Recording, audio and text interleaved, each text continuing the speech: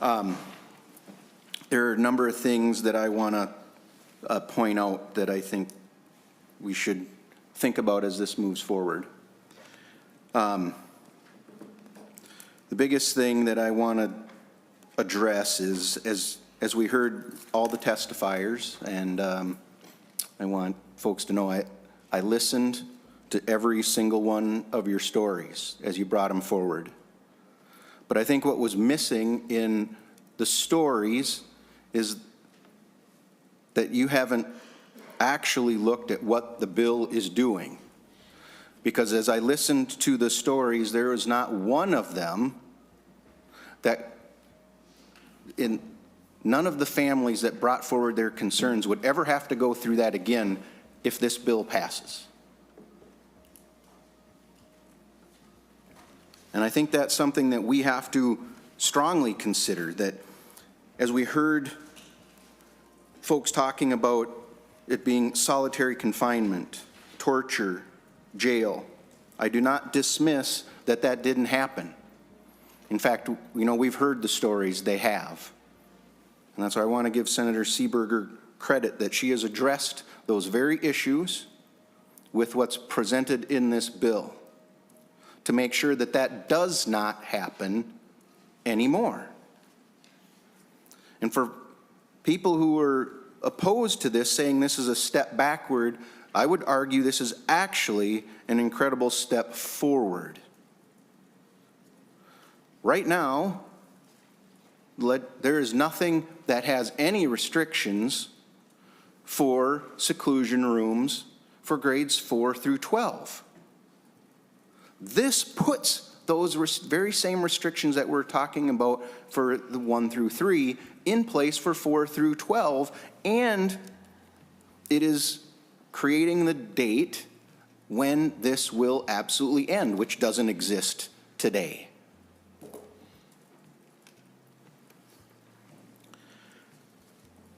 So I hope everyone here considers that. Again, I appreciate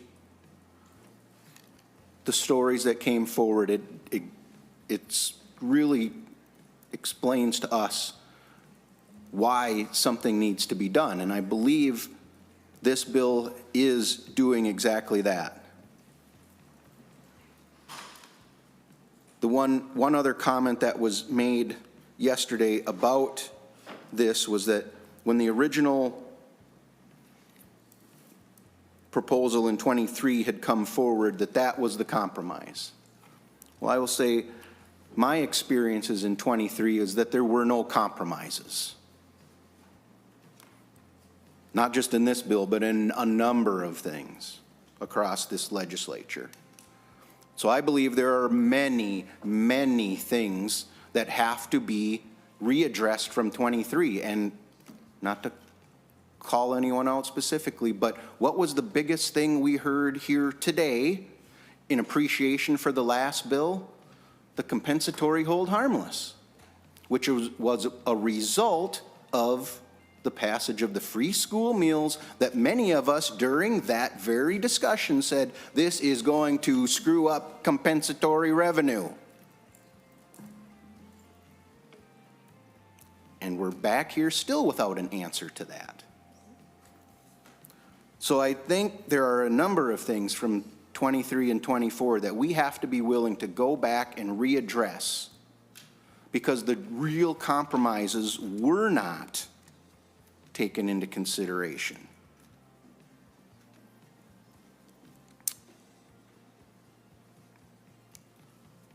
So I hope we will strongly consider this. I truly believe this should be being passed forward as a standalone bill, and continuing this discussion and having this discussion on the floor. I think, as I see it anyway, there are many things that we can say that we do here, and I don't believe we ever get anything perfect. But I think this bill is making a step forward that is very worthy. That is a step that we should absolutely be taking. Thank you.